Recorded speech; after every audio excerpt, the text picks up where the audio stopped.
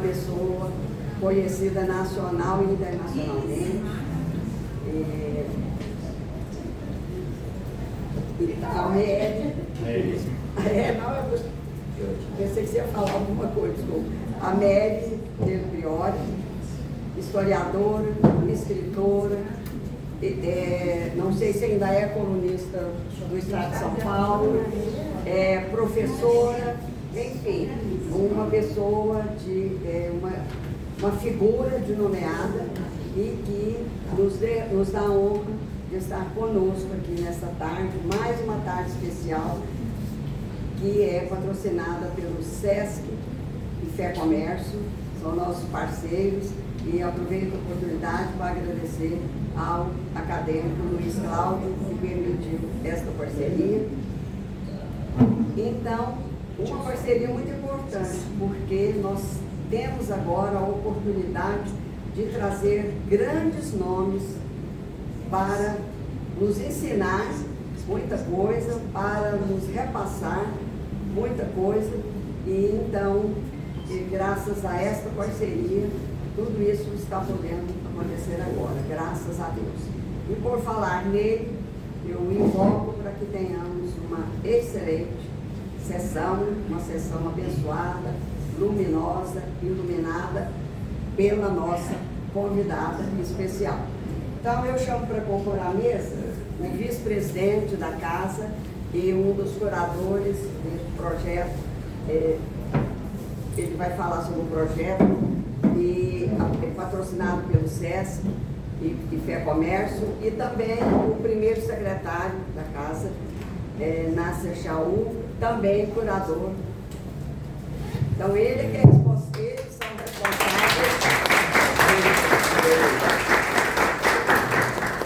são responsáveis por pelas escolhas, né, de pessoas que realmente têm muito a nos dizer e que sempre é um motivo de orgulho para a Academia Goiana de Letras. Muito boa tarde. Primeiramente, um grande orgulho, uma grande honra para a nossa casa, para a Natália ter você aqui, né, Del Priore. Que, claro, sou leitor, estudei, muitas pessoas que estão aqui, inclusive, tem você como referência bibliográfica, e alguns referências de vida, inclusive, pelo que eu já mapeei aí. Temos essa perspectiva também. E esse projeto que meu querido amigo Shaul e eu organizamos chama-se, não por acaso, Literatura no Centro. Por quê? Um dos grandes debates do mundo atual é essa questão do centro, né, sendo recuperado. Né? E um dos caminhos para isso, Leda, isso, a sua gestão é muito forte nesse sentido, é a questão da cultura. Né? Então, devolver os grandes debates culturais aqui para o centro. Então, os nomes que estão chamados para participar desse projeto não são nomes quaisquer, não são nomes de figuras importantes que vão, de fato, contribuir com isso. E, portanto, nós agradecemos o SESC, né, que faz um trabalho de parceria fantástico com as entidades culturais, e, em particular, o nosso querido desembargador Luiz Cláudio, acadêmico, confrade, pessoa uma das mais simpáticas, né, que a gente cruza por aí, sempre sorridente, tal, e contribuindo, né, com a cultura há muito tempo, né, no tribunal, né, e agora aqui na academia. Então, agradeço.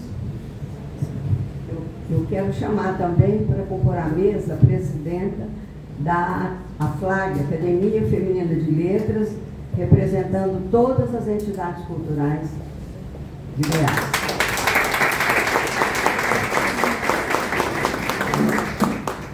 E quero pedir a todas e todos que coloquem os celulares no silencioso para evitar constrangimentos, certo?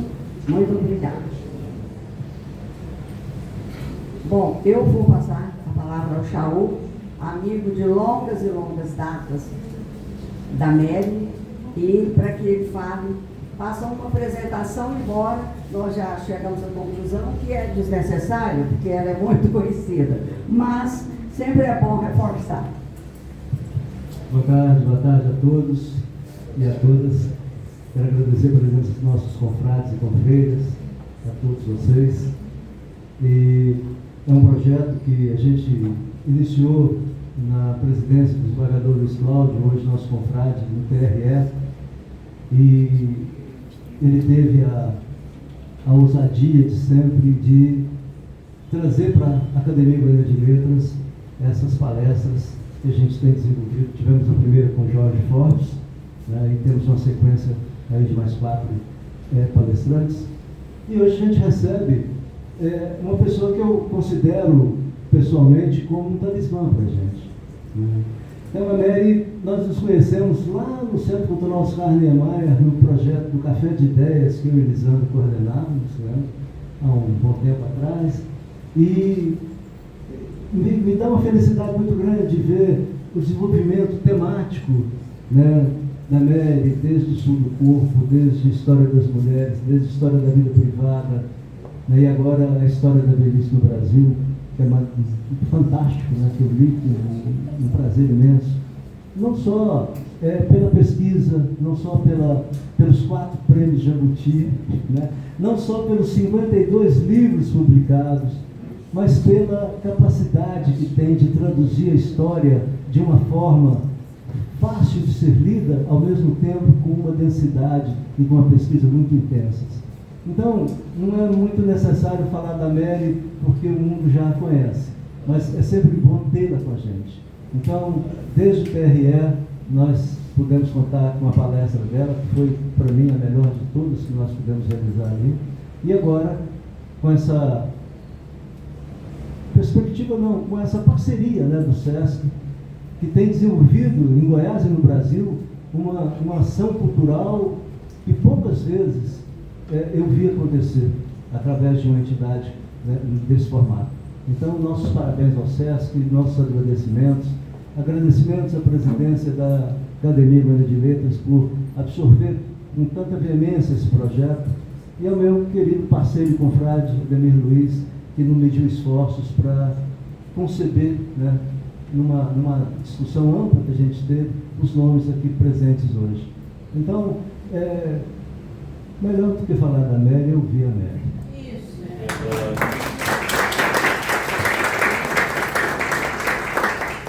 E a Mary, ela batizou essa casa. Pode falar como que ela se chama?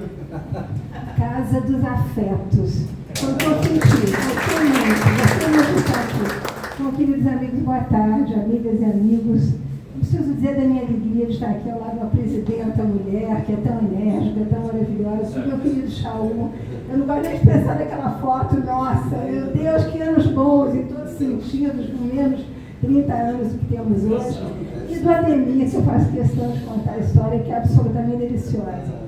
Há anos atrás, quando Ademir era um menino petulante de 19 anos, ele continua petulante, mas eu diria que já ganhou alguns aninhos. Pois é.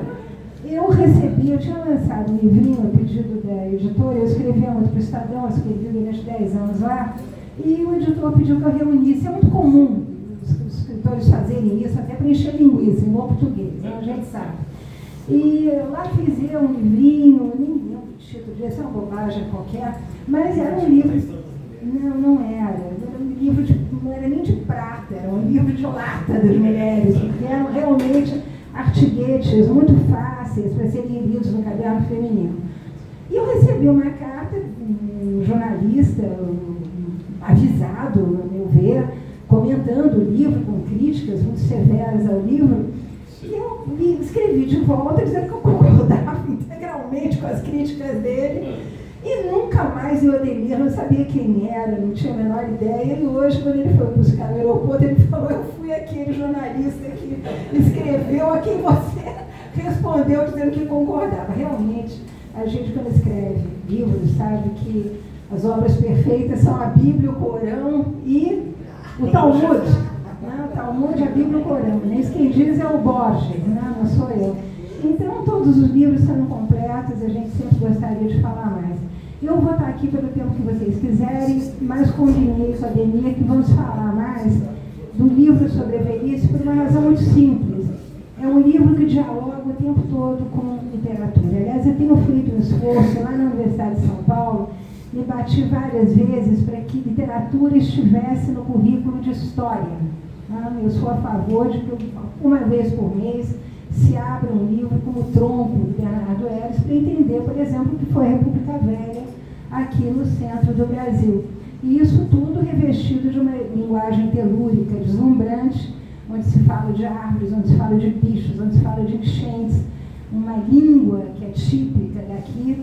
Hoje sabemos, estão se criando pequenos dicionários de falares regionais. O Bernardo Ellis foi, como Érico Veríssimo, Gilberto, Jorge Amado e tantos outros, né, patronos dessa preocupação com os falares locais.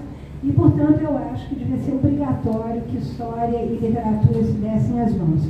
Infelizmente, nunca fui ouvido. Mas transcrevo isso para os livros que faço e procuro dialogar o máximo que posso com literatura.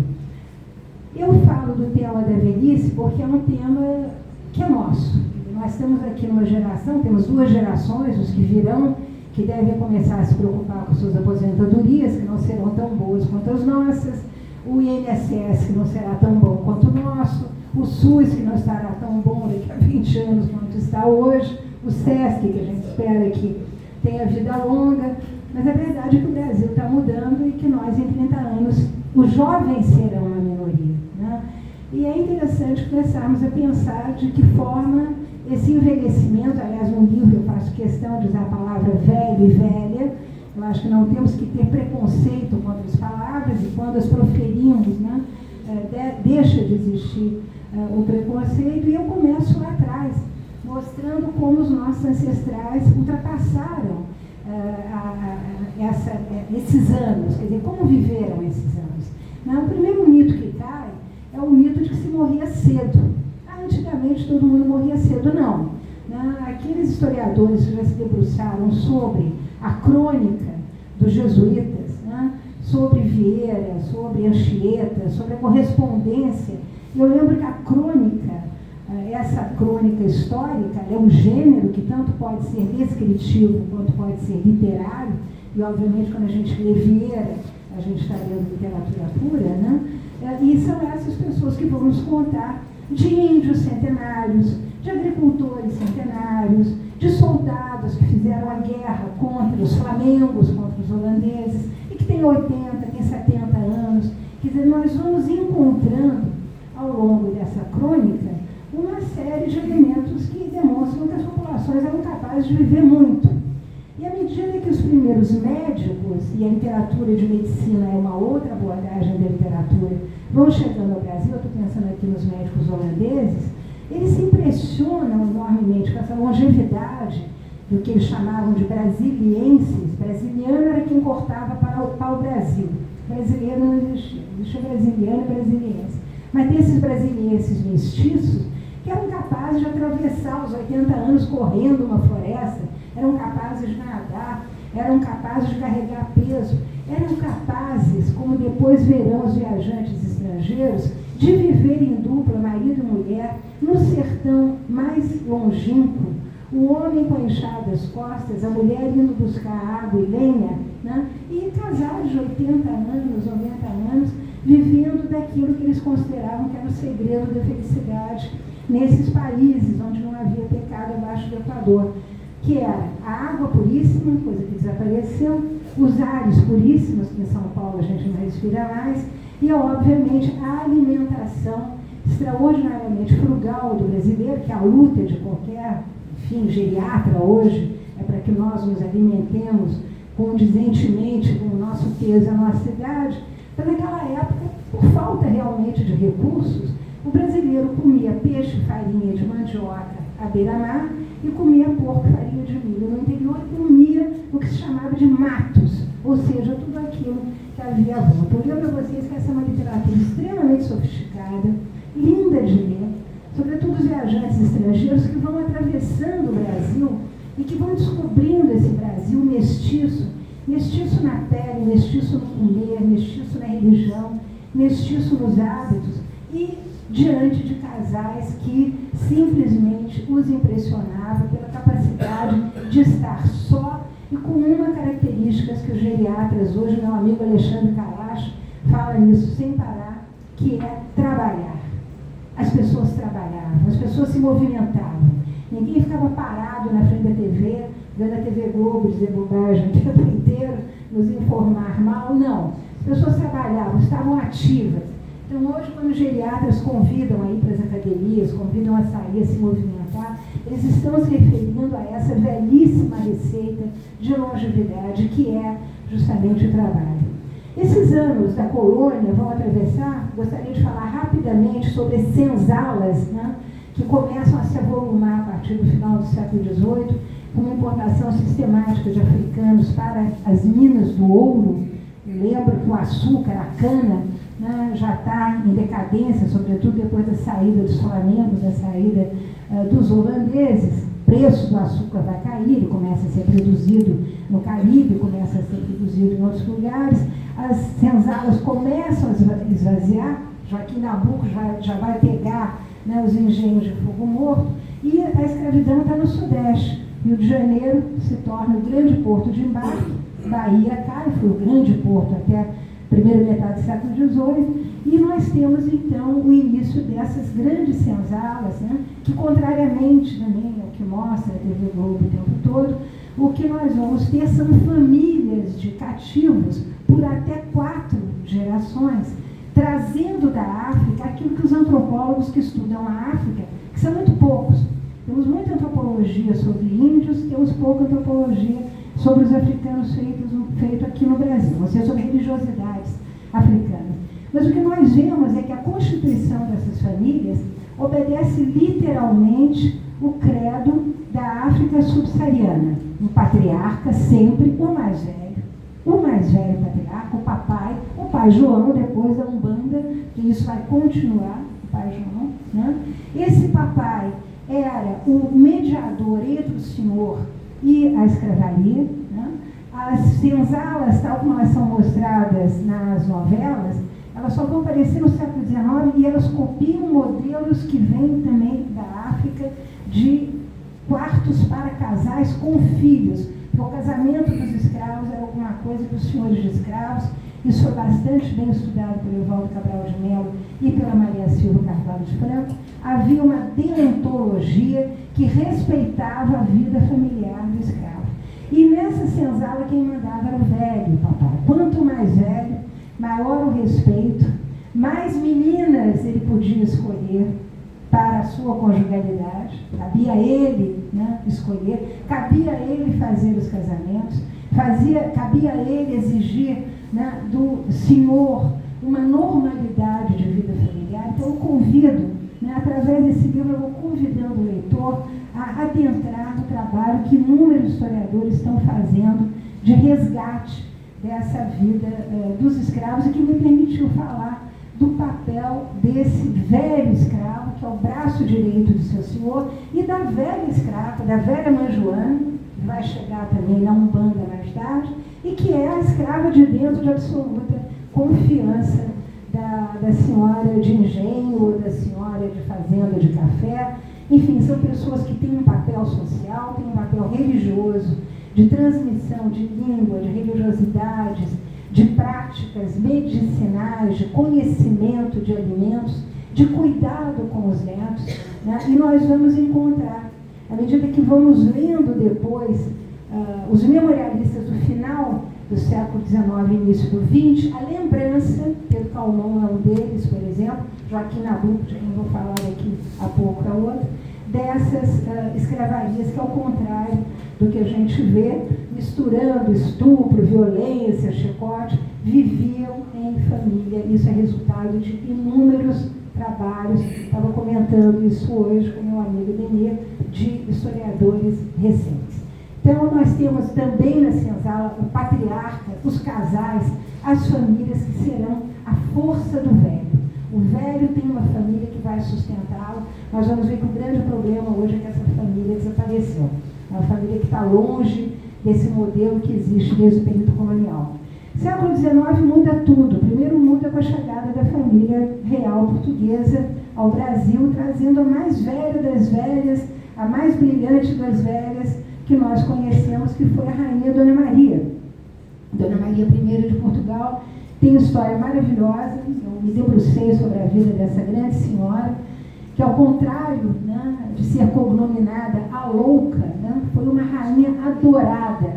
Quando a família real vem para o Brasil, os portugueses escrevem pedindo o retorno não de Dom Pedro, nem dos filhos, mas dela, dessa mãe que era a mãe de Portugal. E é uma mulher que tem uma história notável, né? Ela foi perseguida pelo pai, Dom José, que não queria que ela assumisse o trono, que queria toda a sorte de falcatruas para a filha primogênita não assumir o trono. Mas ela tem um grande amor na vida, que é o tio dela, Dom Pedro, com quem ela vai se casar e que vai protegê-la de todas as maneiras. Eles vão ser um casal felicíssimo, ao contrário dos casais monárquicos e reais, eles realmente se adoravam. É muito bonitinho na correspondência dela, a gente vê como esse amor era vivo, né? Como, por exemplo, quando ela vai orientar a filha, que vai se tornar uma princesa espanhola, vai se casar com um príncipe espanhol, na noite de núpcias, como fazer. E ela ainda faz uma notinha de rodapé dizendo: qualquer dúvida, pergunte a seu pai. Quer dizer, a gente vê, o bacana da história é isso, a gente poder puxar esses pequenos fios da documentação que nos revelam realmente a vida íntima dessas figuras que a gente só conhece de pintura, enfim, de gravuras, e que é tão apaixonante quanto pode ser a nossa própria vida. Essa mulher, ela enlouquece porque ela vai perder 8 pessoas da sua família em carreira. Ela começa perdendo o marido que ela adora, ela depois perde o filho que ela estava preparando para assumir o trono de Portugal, ela vai perder a filha que ela adorava, ela vai perder o genro, que era o príncipe espanhol com quem ela se dava muito bem, trocavam partituras de ópera, docinhos que ela mandava de Portugal para a Espanha, ela perde 2 netos. Enfim, é uma carreira de perdas que a torna simplesmente uma mulher melancólica. É óbvio que se houvesse tratamento para depressão naquela época, Dona Maria teria certamente continuado a reinar, e ela, volto a dizer, era adorada pelos portugueses. Os portugueses inventam uma coisa que os políticos fazem hoje, que é estar misturado ao seu povo. A rainha Dona Maria, ela acompanhava o intrudo, que era o carnaval, ela acompanhava as procissões religiosas, ela participava das festas populares, ela estava sempre em meio ao seu povo, por isso considerada uma mãe muito querida. Ela vem para cá muito velhinha, já viúva, fica quase que prisioneira lá no Rio de Janeiro, num convento, atrás justamente daquele palácio onde depois o Pedro II vai acabar saindo para o seu exílio, ali na Praça 15, e morre docemente. Eu digo que ela sai da vida com a mesma descrição com a qual ela viveu. Uma mulher também que nos dá uma lição formidável, né, que eu só fui reencontrar numa outra personagem, séculos depois, que foi a Tarsila do Amaral, da piedade mais absoluta. Né? Uma mulher extremamente devota, mas verdadeiramente devota. Não era a Princesa Isabel, contra a qual eu tenho algumas reticências. A Dona Maria era uma mulher realmente de grande piedade, de ação, não só de palavras. E a Tarsila do Amaral depois morre velhinha também, de 74 anos, totalmente sozinha, mas espírita, profundamente espírita, né? E como todo brasileiro, uma mestiçagem religiosa, porque ela tanto se correspondia com Chico Xavier, com quem trocava cartas e quadros, como fazia o padre da paróquia rezar a missa lá, botando a hóstia consagrada em cima do piano. Enfim, são as religiosidades mestiças brasileiras. Então chega essa rainha. Não preciso dizer a vocês que com a partida de Dom João de volta para Portugal e a independência, Dom Pedro, um garoto, um menino de 21, 22 anos, vai procurar o auxílio de quem? Dos velhos.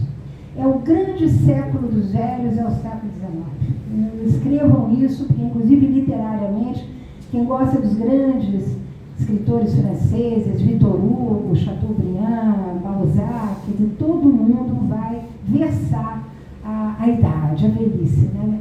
O século XIX é o século da autoridade do velho e, sobretudo, do homem velho. Por quê? Porque nessa política, né? Quem é que Dom Pedro I vai procurar para orientá-lo na vida política? José Bonifácio, um funcionário público que havia chegado de Portugal, tinha servido ao governo português, trabalhando com mineralogia. Eu fiz uma biografia dele também, conto o triste fim de José Bonifácio, que depois de ter se auto-entrevistado num jornal que ele havia fundado, eu digo sempre que foi o início do fake news no Brasil. Ele funda um jornal chamado Tamoio, se auto-entrevista, se auto-intitulando Velho da Montanha, ou do Morro, acho que da Montanha. E aí esse velho pergunta para ele, mas a quem você deve a independência do Brasil? E o velho responde, a Joséia Bonifácio de Andrade e Silva.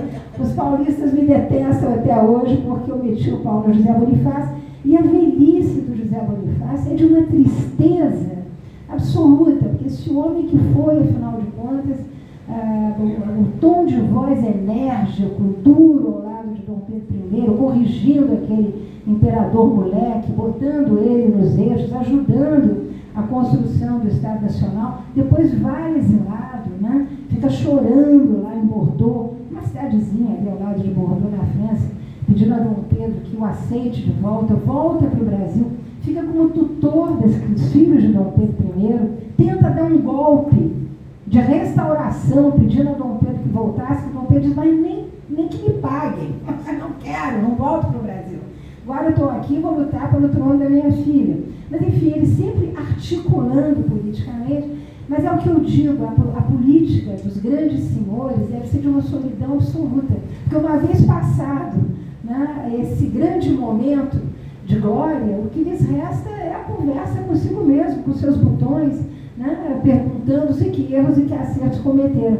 E o final do José Bonifácio é tristíssimo, porque ele morre de câncer, ele está na ilha de Paquetá, ele é transferido para o Rio de Janeiro. Quando ele anda pela cidade, ele não é mais reconhecido, que para ele foi um golpe terrível, para a vaidade do homem que ele era, mas são homens velhos que vão orientar Dom Pedro I, né? E, mais do que isso, esses homens velhos começam a aparecer na vida da cidade. O velho surge, ele surge na urbe, ele surge nas cidades litorâneas, que são as grandes capitais. Salvador tinha sido capital do Brasil até 1563, capital da colônia, perdão.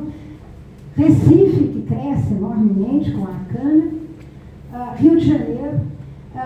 São homens rapidamente identificáveis pelo seu porte, sempre vestidos de escuro, usando óculos para dar uma certa envergadura intelectual. São homens que começam a consumir. É muito interessante que a imprensa, que é uma forma de literatura também, muito usada pelos historiadores, mostra facilmente a vaidade desses homens que vão envelhecendo e que vão comprar o quê? Tintura para cabelo, tintura para sobrancelha, para barba. Né? Eles começam a comprar o grande momento da dentadura chegando no Brasil. A maior parte das dentaduras são compradas pelos homens. Então, a maneira desse velho estar apresentável com a sua bengala, que é símbolo de poder, que depois vai ser substituído burguesamente por Dom Pedro II, que sequer era um imperador burguês, mas o chique era ter uma bengala com castão de prata, trazida da Índia, com a qual o velho tinha autoridade de bater em qualquer porta de casa, e ele poderia interromper uma surra que estivesse sendo dada num cativo, batendo na porta, se apresentando pela idade que tinha. Então, uma obediência, né, à cabeça branca, aos cabelos brancos. E Gilberto Freire aponta uma questão que depois eu fui ver nos memorialistas, dos quais vou falar que era muito comum, os jovens imitando os velhos. Não era velho imitando jovem, como hoje temos nas academias, tomando Viagra, andando de moto. Não, nada disso. Os jovens querendo imitar os velhos. Os jovens, aos 13, 14 anos, eles queriam usar óculos, eles queriam se vestir de preto, eles queriam ter iniciação sexual, nem que fosse com a galinha, com a vaca e com a égua da chácara, todo mundo numa iniciação muito precoce. Quem conta isso muito bem é o nosso queridíssimo... nossa, eu já estou... Não, o Fogo Morto. Zé Lins, conta uma história absolutamente deliciosa do primo que, em vez de ir na vaca, vai na égua, toma um coice, cai de um lado, a família descobre tudo. Mas, enfim, essa necessidade de afirmação do garoto brasileiro. Gilberto diz, né? O menino é o pai do homem brasileiro. Então, isso tudo a gente está vendo ali, nascendo. Nós temos críticos desse comportamento também, de como os meninos agora não pedem mais bênção aos pais, de como os meninos agora não rezam mais o Pai Nosso na igreja, eles vão na igreja para namorar. Então a gente vê uma espécie de precocidade no jovem brasileiro que quer imitar quem? O velho. Mas ele obedece o velho de qualquer maneira. Segunda metade do século XIX, com o crescimento dos jornais, os jornais começam a ser pontuados por poesias, eu sei que eu tenho poetas aqui na minha frente, em que a velhice é chorada, a velhice é lamentada. Envelhecer é uma forma de morte em vida, envelhecer dói. Há poemas que justamente choram a passagem dos anos, a debilidade dos corpos, os desencontros da vida. Há uma espécie de melancolia na segunda metade do século XIX que fica muito visível, sobretudo, e aí aqueles que gostam de memórias, eu chamo a atenção do diário de Joaquim Nabuco, que é um diário absolutamente precioso, em que ele discorre sobre o próprio envelhecimento, dizendo-se: eu estou fora desse mundo, esse mundo roda sem mim, eu não me reconheço mais nas pessoas que me cercam, eu perco amigos como perco cabelos, né? Vivo cercado de mortos, vivo cercado de fantasmas. É um diário onde toda essa despedida da primavera da vida fica muito audível. Eu digo audível porque ele fica surdo, e ele descreve um momento em que ele se descobre surdo. Ele está na Escócia, né, está servindo como embaixador já da República Velha da Inglaterra, e ele vai fazer uma viagem qualquer, enfim, de chancelaria ou coisa que o vale, e de repente ele se dá conta que ele não está ouvindo mais nada, e ele entra em pânico porque ele tem que receber, ele tem que ir para jantares, ele não consegue ouvir nada que estão falando para ele. Então, é também um impacto no amor próprio desse homem, que foi o Belo Quincas. Ele tem uma frase terrível. Ele diz: não me mostrem as minhas fotos de juventude. Ele não quer se ver velho. Né? Então é interessante esse diálogo do velho com ele mesmo e o apoio que Nabuco dará a Machado quando Machado fica viúvo. Né? A viuvez para esses homens velhos é terrível, porque em geral esses homens se casam com mulheres bem mais jovens do que eles, 10, 15 anos mais jovens, que vão seguir na vida, e aí é muito bonito a vida dessas mulheres. Eu me dediquei profundamente a escrever sobre essas matriarcas do século XIX, que são de uma força fenomenal.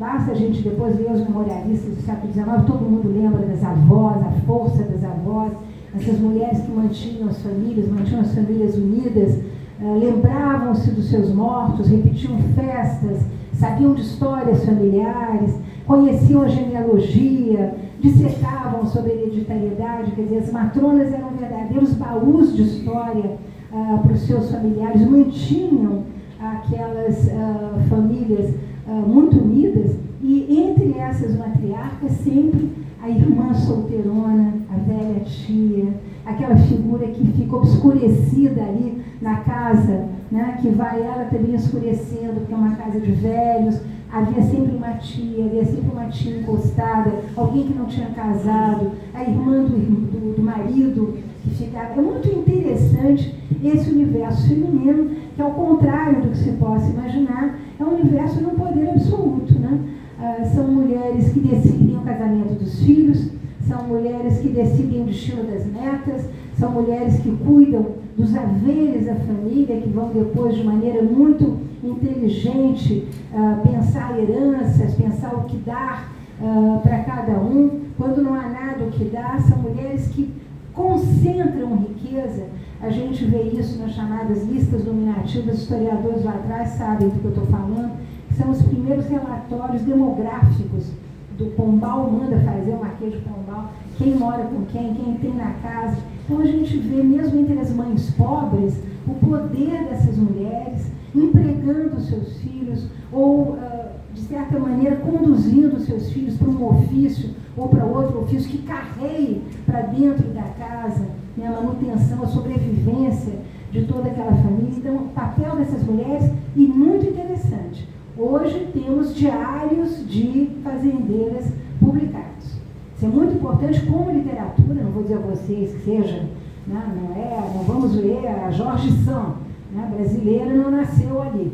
Mas, de qualquer maneira, são mulheres que contam o seu cotidiano, que estão ali relatando as suas dificuldades, né? Eu brinco sempre com os paulistas, que eles acham que eles são herdeiros, né, de grandes senhoras. Essas mulheres ficavam com a barriga no fogão, cozinhando para os escravos, cozinhando para depois os colonos italianos e espanhóis das fazendas de café.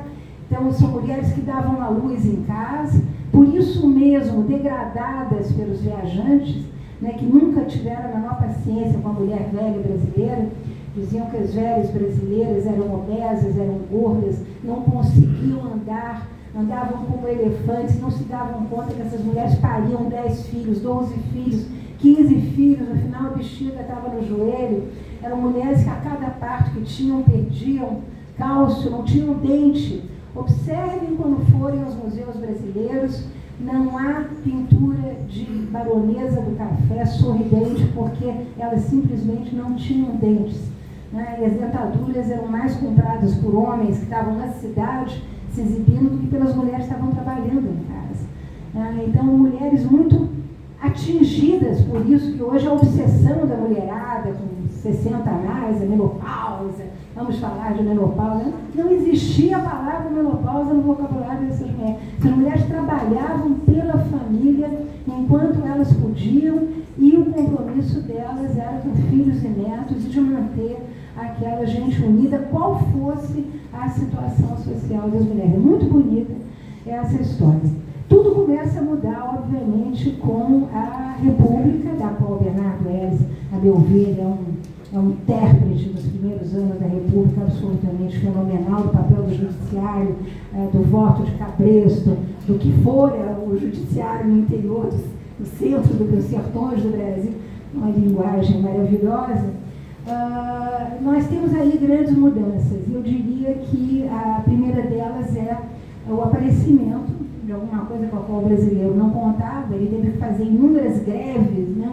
Eu diria que a maior delas foi em São Paulo, em 1917, a greve dos ferroviários, que parou o Brasil, da mesma maneira que a greve dos caminhoneiros parou o Brasil uns tempos atrás.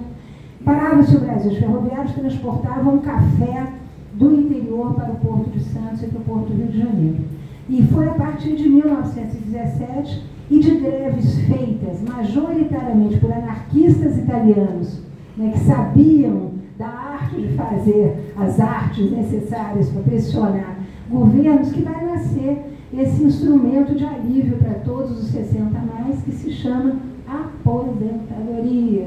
A aposentadoria nasce da pressão que é feita pelos ferroviários e que gradativamente sai como forma de lei em 23, primeiro para atender os ferroviários, depois para atender bancários, depois os grupos vão gradativamente sendo inseridos nessa categoria de aposentados. E aí, o que nós vamos ver, que é lindamente descrito também pelo Evaldo Cabral de Mello, é o ocaso desse grande patriarca do século XIX, desse homem que dava ordens, que mandava numa família inteira, né? O velho patriarca. Evaldo descreve aquele velho patriarca, aqueles barões todos da cana sentados na ponta da mesa, silêncio absoluto, ninguém falava sem que o velho patriarca deixasse. O velho patriarca definia a vida de todo mundo, eram relações verticais, mas esse velho patriarca está num grande ocaso, porque acabou a força dele, ele não tem mais engenho, os engenhos estão de fogo morto, as grandes plantações de café,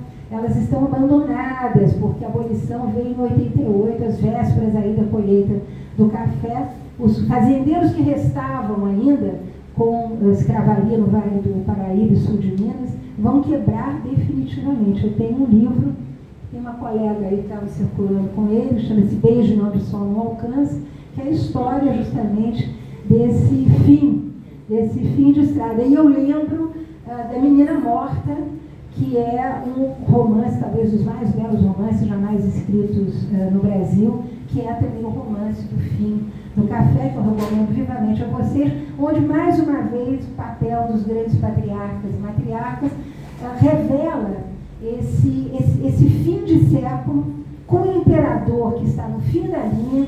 Eu lembro a vocês que a figura do imperador, Dom Pedro II, para identificar o Brasil como um império arcaico, foi fundamental.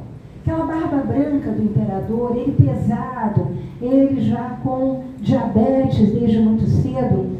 Tem uma grande educadora americana que vem ao Brasil em viagem, Elizabeth Agassiz, cujo livro também usei, uso bastante até na história do velhice, em que ela conhece Dom Pedro com 40 anos e ela fica atônita em ver esse homem de 40 anos tão envelhecido. Né? Sem contar o aspecto físico, ele era uma pessoa muito sisuda, muito melancólica, né? de pouca conversa, muitas perguntas para deixar as pessoas falarem. Barão de Cotegipe, que era uma cobra criada, né, que estava ali, foi o braço direito dele, né? Foi o Barão de Cotegipe que disse para a princesa Isabel: salvaste um povo, mas enterraste a vossa nação. O Barão de Cotegipe começou na Bahia caçando escravos, ele era um caçador de escravos fugido. Depois fez a carreira como delegado e foi dos viúvos mais alegres do Rio de Janeiro, recebia na casa dele, onde hoje é a sede do arcebispado do Rio de Janeiro, toda a sorte de intelectuais, padres, jornalistas, liberais, republicanos, monarquistas. Era uma festa o Barão de Cotegipe. E o Cotegipe conta nos diários dele que para Dom Pedro falar era preciso avisar primeiro qual era o assunto. Olha, Ademir, eu vou chegar lá e vou falar sobre tal coisa. Então você me pergunta sobre o que eu quero falar. Era mais ou menos assim. Quer dizer, essa erudição, a pseudo-erudição de Dom Pedro II, que hoje, inclusive, está sendo muito reavivada por causa dos aniversários imperiais, mas eu conto com o meu amigo Arno Velling, que é um grande historiador, foi presidente do IHGB durante muito tempo, que uma vez perguntado, na Academia Carioca de Letras, mas Dom Pedro era, assim, um homem tão sábio? Respondeu na lata, não. Então, que havia esse jogo todo. Alguém que no século XIX, em 1888, 89, vai para o exílio, com o livro do padre Manuel Bernardes, podia ir para o exílio com Balzac, com Stendhal, enfim, tanto já escritor brasileiro nessa época. Padre Manuel Bernardes, para quem não sabe, acreditava que o demônio não estava entre nós, né? Que existia inferno, que havia mulheres cobra, né? Eu até escrevi sobre isso. Ele tinha uma fantasia com mulheres que se viravam serpentes, muito interessante. Então, Dom Pedro, realmente, a tal da biblioteca dele, que depois é perdida, eu acho que ele nunca leu esses grandes autores franceses que estavam na moda nessa época. Mas são opiniões. A história, como eu digo, ela é conjugada no gerúndio, porque pode sempre aparecer um documento que mostre que o Dom Pedro foi, enfim, a esteira da biblioteca do Congresso de Washington, que ele tinha tudo e nós não sabíamos. Tudo é possível na história, né? Mas vamos lá. Então, Dom Pedro II é o retrato do Brasil envelhecido. O golpe republicano se valeu dessa imagem, desse imperador decadente que dormia. Vejam o número de caricaturas que são feitas no século, nas vésperas da queda do Império sobre Dom Pedro II, dormindo nas reuniões do Instituto Histórico e Geográfico, dormindo, um soninho delicioso, diz um caricaturista italiano. Ele já estava muito doente e ele significava tudo que era antigo. A terra, quando a indústria estava aparecendo, né, nos Estados Unidos, ele significava a escravidão, que só foi abolida em 88, ele significava uma aristocracia de chinelos, como a chamou o Tobias Barreto muito bem, porque eram títulos dados. Ah, você deu um dinheirinho para não sei o quê, está aqui um título para você. Uma aristocracia de chinelos. Né? Então ele significava esse passado, quando o Brasil queria técnica, queria novidade, queria o que estava acontecendo na Europa, queria carros, queria máquinas até para colher café, né? Esse café que é colhido em São Paulo, não por escravos, mas por italianos e espanhóis. Enfim, são sub-histórias aí dentro dessa história. E é por isso que Dom Pedro se vai sem grandes protestos e com um povo muito esperançoso da República Velha. Mas eu dizia a vocês que em 23 chega a aposentadoria e aí nasce a figura do aposentado. Se vocês pensarem bem, aposentado é quem está no aposento. E durante muitos anos o velho ficou no aposento. Estava lá isolado, ele não saía, ele não ia para a rua. No máximo ele ia jogar dominó na praça, ler jornal na praça, ou comentar num barzinho qualquer com amigos, né? E eu conto isso a partir de memorialistas, as peripécias da repartição pública. Porque as repartições sempre tinham uma figura caricata, né? Alguém que era inadequado, que chegava atrasado, que era mentiroso. Então, conversa de aposentado era esse tipo de conversa. Nasce no Brasil um negócio muito interessante, que são os bairros de aposentados. A gente vai ver isso entre militares, a gente vai ver isso entre bancários. Bairros, as pessoas moram na rua dos bancários, na rua dos ferroviários. Então, ali, as pessoas prolongam aquele sentimento de que ainda estão em grupo. Mas o que acontece paralelamente? Né? Isso foi um golpe para muita gente, foi um trabalho. Eu lembro a vocês, se o trabalho hoje é remédio, porque os geriatras passam o tempo dizendo que a gente deve trabalhar, graças a Deus, eu acho isso ótimo. Naquela época era uma questão de honra, estar de pé, manter sua família. Então, o aposentado, quando ele deixa de pular da cama, está ouvindo o apito da fábrica e não corre para a fábrica, ele entra em depressão profunda. A palavra não aparece nessa época, mas aparece uma palavra pior, que a gente pode acompanhar através dos jornais: alcoolismo, suicídios. Os aposentados começam a se matar, eles já não têm mais papel social. É uma coisa gravíssima socialmente. Houve um impacto muito grande, por um lado, sossego de saber que não vai ter que trabalhar mais tanto, mas a perda de um papel social tem que ser substituído por outro papel social. E aquele avô a quem se pedia a bênção, a quem não se sentava na mesa sem a aquiescência do avô, né, que uma vez por ano dava, o Gilberto Amado conta isso com muita graça, uma moedinha no aniversário, dava uma moedinha de presente de aniversário. Esse avô sisudo, esse avô mandão, ele vai declinando, como o Evaldo Cabral de Mello conta, belíssimas páginas em que ele trabalha com diários de barões pernambucanos, ele vai ser substituído, né, no aposento pela figura de uma palavra que não existia antes, que é o vovô, o vovozinho. Levanta o pé, vovozinho, levanta o braço, vovozinho. Até hoje, né, a gente vai tomar vacina, elas começam assim, né, vovozinho, levanta o braço. Assim que a gente é tratado, né? Então, o vovozinho surge nessa época, né? Mas não é um vovozinho qualquer, é um vovozinho que vai invadir as memórias, né? Vejam Pedro Nava, a beleza do retrato que ele faz da avó dele, dos avós dele, de toda aquela genealogia mineira que ele vai vomitando e contando as histórias, todos esses avós absolutamente apaixonantes. Gilberto Amado, Pedro Calmon, também memórias absolutamente maravilhosas. Mário Sete também tem memória. E são memórias não políticas. Não é a memória que Fernando Henrique Cardoso escreveu agora para contar dos feitos e gestos dele, da presidência, não. Longe disso. É o dia a dia das pessoas. E esse vovozinho, ele vai fazer o que? Ele vai cuidar do netinho. Aparece também a figura do netinho. Né? Porque antes o netinho tinha nome. Era tratado como homem, vai trabalhar, apanhava, levava uma bolacha na cara se fizesse alguma coisa errada. Agora não. Há um outro comportamento do vovozinho aposentado, e isso quem conta muito bem é o nosso ministro da Cultura, me ajuda, o ministro da Cultura do Getúlio, Afonso Cavalli.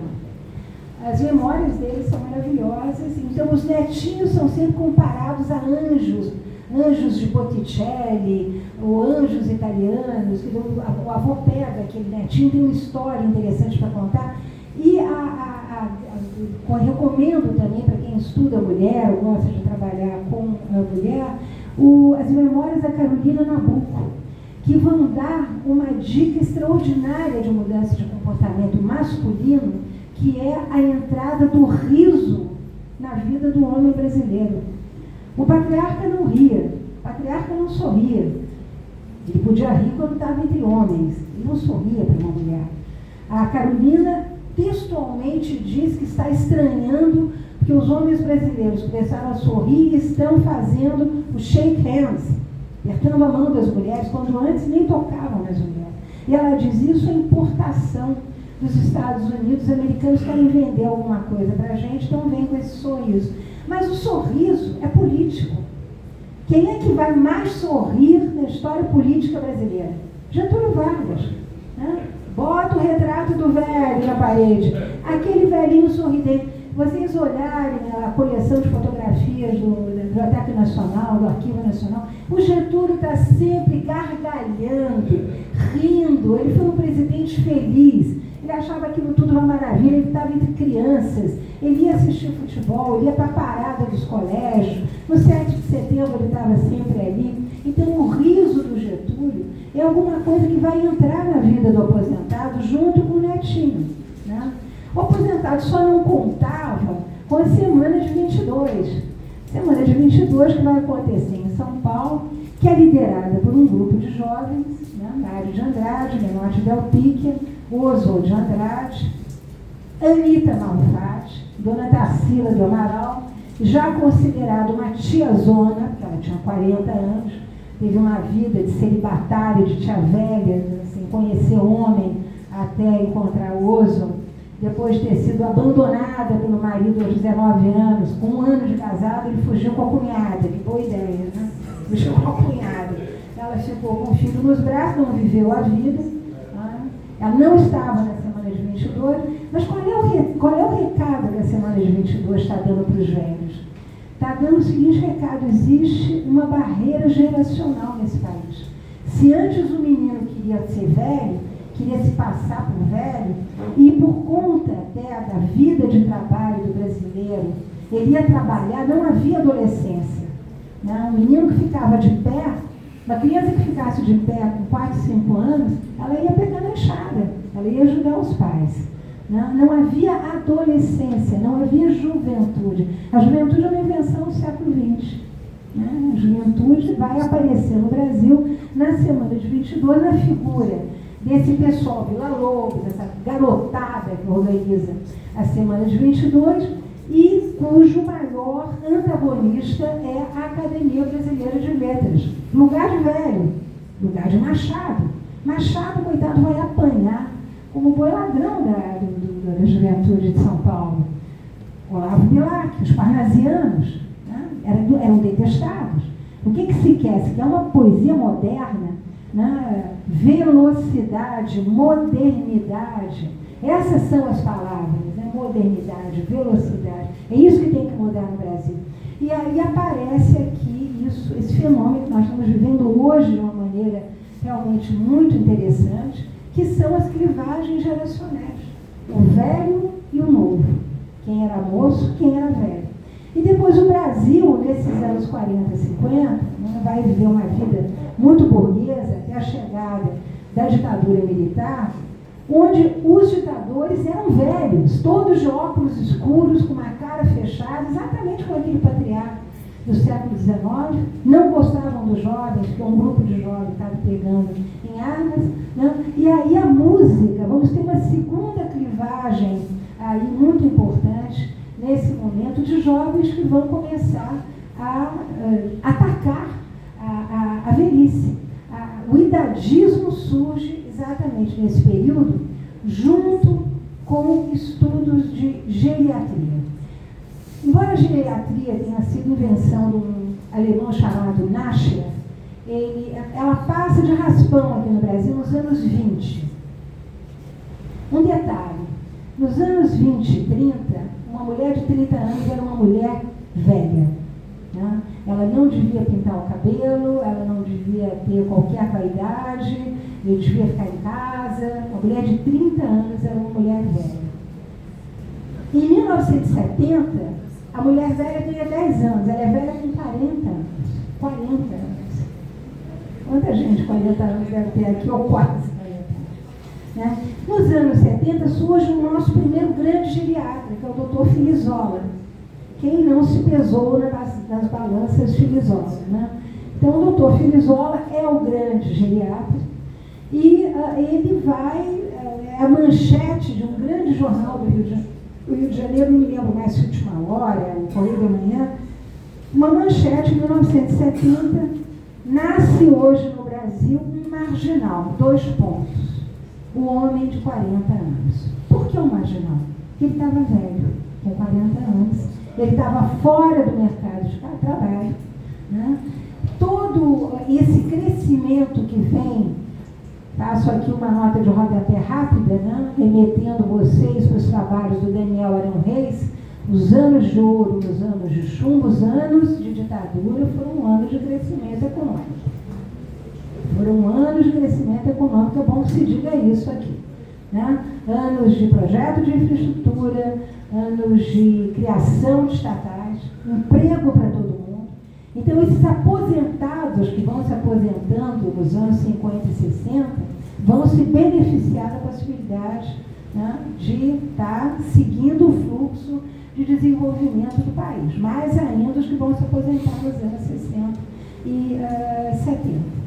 E aí é muito interessante que, por um lado, nós temos uma juventude que está esposando a revolução sexual que está acontecendo na Europa e nos Estados Unidos, maio de 68, né? Deitai-vos uns sobre os outros, ou amai-vos uns sobre os outros, não era deitai-vos, era amai-vos uns sobre os outros, ou sexo à vontade, drogas, rock and roll, quer dizer, tudo isso está chegando no Brasil, está chegando o biquíni, está chegando o divórcio, 77. Quer dizer, há uma revolução de mores no Brasil fenomenal. E através da música, quem gosta de estudar música pode ver que a música não confia em ninguém com mais de 30 anos. Quem que não lembra dessa música dos Irmãos Vale? Quer dizer, quem é que tinha mais de 30 anos? Os ditadores. Não confie nessa gente. Nós somos jovens, não gostamos de velhos, né? Vocês são velhos, fiquem a par. E o doutor Filizola, preocupadíssimo com os homens de 40 anos que estão fora do mercado de trabalho, os exames todos do Banco do Brasil ou da Petrobras, o que for só admitir até 25 anos, então as pessoas que não entrassem no mercado de trabalho até essa idade depois estavam excluídas, né? E as doenças que começam a aparecer nesse momento. Mas aí nós temos alguns milagres, né, que vão acontecendo aqui no Brasil, como sempre. Um deles foi a Constituinte de 88. A Constituinte de 88 fez um milagre de ter, de um lado, no Congresso, a bancada dos velhinhos, que eram deputados velhos, que estavam preocupados com o envelhecimento da população brasileira, e lá em cima, nas arquibancadas, os velhinhos gritando pelos direitos que queriam ter. Né? E é aí, realmente, que surgem as primeiras leis de proteção à velhice no Brasil. Não surge sozinho. Surge o SESC, fundado em 1943, né? Vai esposar essa ideia de que é preciso haver projetos para a terceira idade. O SUS surge como indutor de uma qualidade de vida para os velhos. A indústria farmacêutica desembarca no Brasil na forma de um supermercado. E você entra hoje numa farmácia, te dão uma cestinha para você sair comprando o máximo de remédios que você puder e perguntar para aquele farmacêutico o que você deve tomar porque você está com dor no joelho. Quer dizer, começa assim essa mania de consumo da farmácia.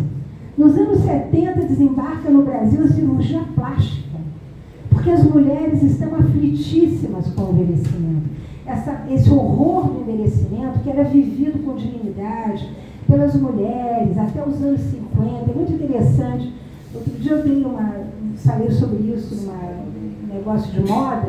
Então apareceram as mulheres com aquele chemisier, chamava chemisier, que era um negócio que ia até o joelho, que era a roupa que as mulheres usavam, em vez de usar o camisolão, usavam isso, já estão trabalhando em casa ativas, né? Algumas já no mercado de trabalho. Nós temos bancárias mulheres, página, desde 1930. Não trabalhavam na mesma sala que os homens, olha que interessante. Mas são também as primeiras aposentadas, as bancárias mulheres. Então é muito interessante como a modernidade vai chegando e vai convidando o velho a se pensar diferentemente. Ele agora tem recursos, ele agora tem médico, ele agora pode ir para o SESC, enfim, sociabilizar com outros velhos, fazer pintura, fazer tapeçaria, fazer ginástica. Ele tem remédios, os mais variados. O impacto dessa geração chegando nos anos 90 foi tão grande que as agências de publicidade passaram a usar velhos nas propagandas. Hoje a gente vê velho em tudo, né? Dia dos Pais, aqui mesmo nos aeroportos, né? Dê uma cabeleira nova para o seu pai. Então aparece uma clínica de implante capilar, velhinho com uma cabeleira branca espetacular, né, dirigindo um carro em alta velocidade. Então isso entrou nos anos 80 e 90. Né? Me lembro de 2 anúncios que eu botei até no livro. Um anúncio de um casal de velhinhos que está na cama, o netinho abre a porta e a velhinha levanta e grita: não se preocupem, vamos nos casar. E coisas como essa, né, estão mostrando que o velho agora é um consumidor. Né? Ele está usando ali a roupa de cama e tal, ou os velhinhos da banheira se ensaboando com os produtos Johnson. Né? Então, tudo isso vai dando vez a esse velho, que hoje é a grande maioria no nosso país. Então, o que nós temos daqui para frente que pensar, e aqui eu vou fechando, para a gente poder conversar também sobre outros livros, não quero falar demais, é sobre a possibilidade de estarmos cada vez mais conscientes de que temos que deixar alguma coisa para esses jovens que estão sentados ali atrás da gente. Quer dizer, a nossa grande preocupação é ter um compromisso com o que vai acontecer com os nossos netos. Não digo nem filhos, né? Porque gente da minha geração já tem filhos de 50, 40 e muitos anos, mas netos. Que mundo é esse que nós estamos deixando para eles? Estamos sendo responsáveis o bastante? Né? A gente sabe que tem uma vida com consciência das coisas, dos riscos, dos perigos, mas sobretudo consciência de que temos deveres para as gerações que vão nos suceder, faz a nossa vida melhor. É importante, né? Dá um sentido para as nossas vidas. Né? É ruim não ter sentido nenhum na vida. Então, dar um sentido pensando que nós temos que ter responsabilidade com os nossos jovens é de fundamental importância. Porque a vida para eles será muito pior do que os piores momentos que nós, porventura, tenhamos passado. Né? As agruras no mundo, o que está acontecendo em termos de mudanças climáticas, a fragilidade das democracias que nós não soubemos proteger, nossa culpa. Eles poderão vir de dedo em riste no nosso nariz, nós não estamos sabendo proteger as nossas democracias. Né? Que política estamos fazendo aí? Que cuidado estamos tendo com a educação? Por que a gente consegue botar tanta gente na rua no carnaval e se um colégio, um grupo de professores de escola pública quiser botar a gente na rua, não vai conseguir reunir nem 100 pais? A verdade é essa, as pessoas não estão esposando, quer dizer, a luta pela cultura que está sendo travada nessa casa de afetos, eu acho que é uma luta pela nossa sobrevivência, daquilo que nós amamos. Mas nós precisamos que os jovens adiram ao nosso projeto, esse é nosso projeto. Né? Vai ser muito bom para a gente, nós vamos ter uma velhice ótima, porque além de ter aposentadoria SUS e SESC, ainda podemos nos encontrar na casa dos afetos. Mas e eles? Eles querem isso? Como é que vai ser? Eles estão scrolling o tempo todo, eles querem ler mini-novelas, eles querem ler mini-contos. Quer dizer, como é que vai ser isso? Nós estamos falando a língua deles, estamos ouvindo o que eles querem da gente, porque é preciso caminhar nesse sentido. Nós temos que ir de encontro a esses jovens para saber o que eles pensam a nosso respeito. Nós somos um peso para eles?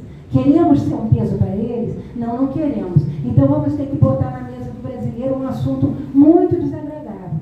Chama-se morte assistida. A Folha tem falado nisso. Nós fizemos no ano passado, na Academia Paulista de Letras, o primeiro grande evento sobre morte assistida, com médicos, psicanalistas, jornalistas, né? E agora a Folha de São Paulo, aquele grande médico que escreve na Folha, que não é o nome que aparece no Globo também, Drauzio, já tinha não tem 10 dias desse artigo do Drauzio. Quer dizer, assunto chato. Mas vamos deixar para os nossos netos encargos, né? Vamos deixar para os nossos netos a decisão de se queremos ser eutanasiados ou não? Não está na hora de começarmos a discutir isso com sobriedade, com respeito às religiões, né? Com respeito ao foro íntimo das famílias? Quer dizer, essas são questões que a idade vai impor. Porque daqui a 10 anos, né, quando nós estivermos lá todos entubados, com 10 médicos à nossa volta, vai chegar um indivíduo de 40 anos com uma síncope, ele é pagador dos seus impostos e não vai ter médico para atender, porque os médicos estão ocupados lá no doentes terminais. Então, essas são questões espinhosas, né, que nós vamos ter que nos colocar, de responsabilidade. Mas tudo isso é lindo para a gente pensar, para a gente amadurecer, para a gente conversar.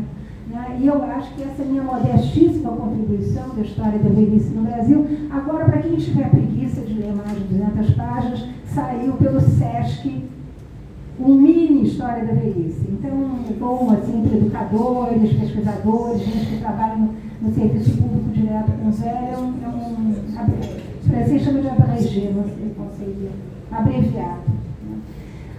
É isso, gente, vamos conversar, podemos falar da velhice da Francisca da Silva também, a Chica da Silva, como é que ela termina a vida dela, lindo,